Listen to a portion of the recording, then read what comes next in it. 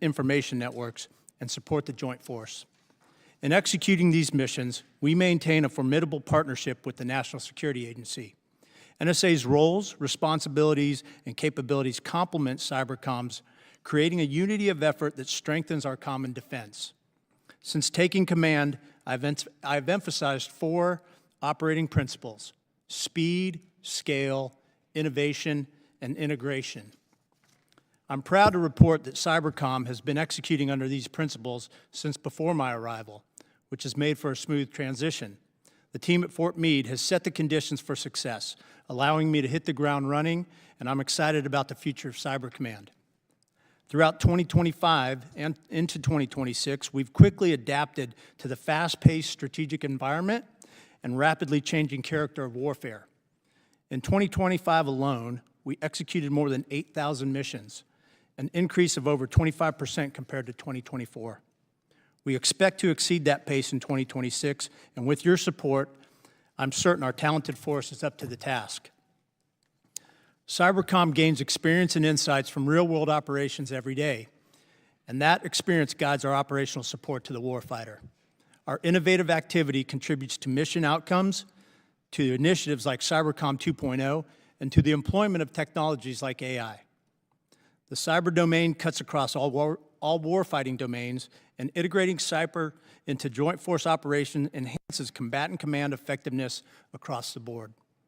When called upon, Cybercom employs full-spectrum cyber operations with and on behalf of other commands to deter and, if necessary, defeat our adversaries.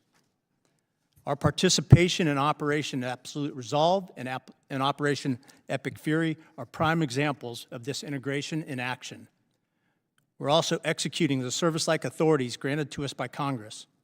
Cybercom 2.0, approved by the Secretary of War, is moving at pace and achieving new milestones each month. Through Cybercom 2.0, we will deliver the capability and capacity to identify and hire a talented workforce, provide them with optimal training, and incentivize them to stay in the cyber force.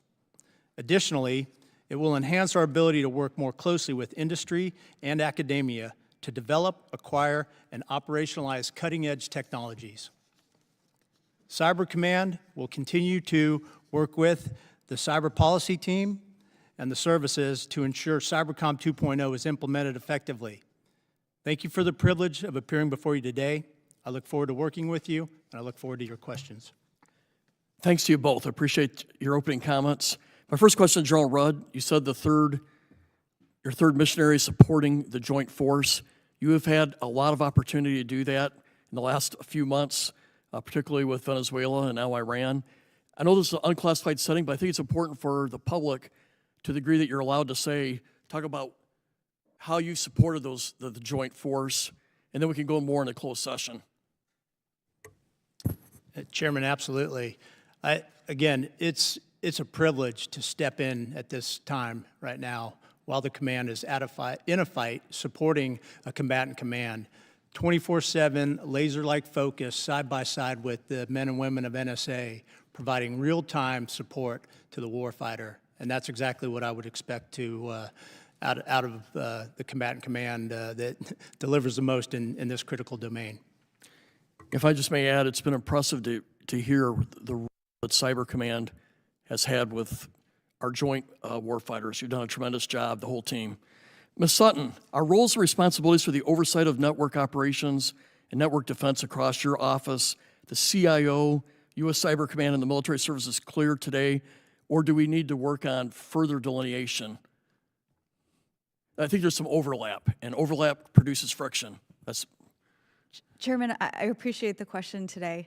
As you know, I appreciate the support from Congress on the stand-up and creation of my office to consolidate some of the policy and principal cyber advisor roles.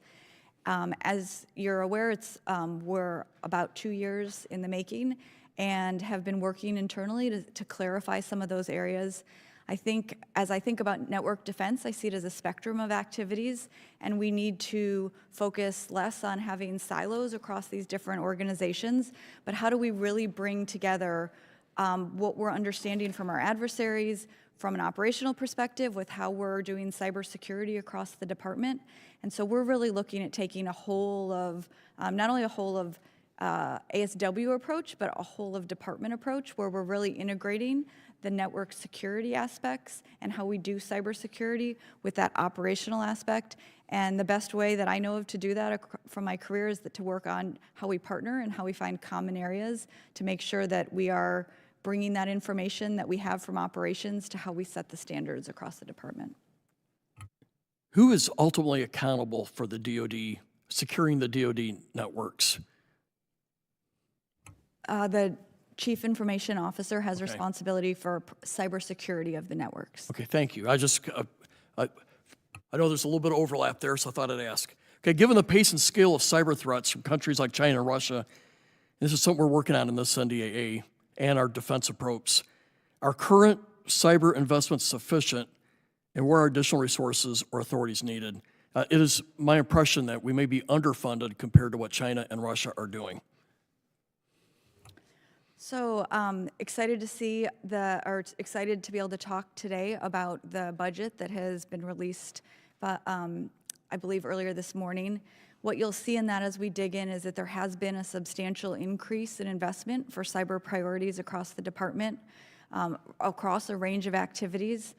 I think as we look at continuing to grow those, we need to also make sure that we have the right approach to talent, who are going to be really the linchpin in how we accomplish those. And so making sure that we have that right balance of being able to grow and train, and then also looking at where we can gain some efficiencies of implementing technology rather than just continuing to grow. What had we potentially adopted in our posture before that we might be able to improve with something else and then phase out the original approach? One of the tasks I have from the chairman of the overall committee is compared to look at the investments of Russia and China and then say, are we doing an adequate level to counter that? And it's a little bit ambiguous right now what that data is showing. So your all's help will be needed. My last question, I'm going to yield to the ranking member. Cybercom 2.0 is intended to drive toward more specialized and mission-ready cyber teams across the services. How are you ensuring the services are delivering a consistently trained and ready cyber force? Appreciate that question and appreciate the opportunity to have done the deep dive with the committee earlier this year. One of the key elements that you mentioned is that consistency. And how we're addressing that is by setting the responsibilities of the services at the basic trained and qualified level, and then a lot of the advanced training that we need, driving that into the responsibilities of Cyber Command through things like the Advanced Cyber Training and Education Center,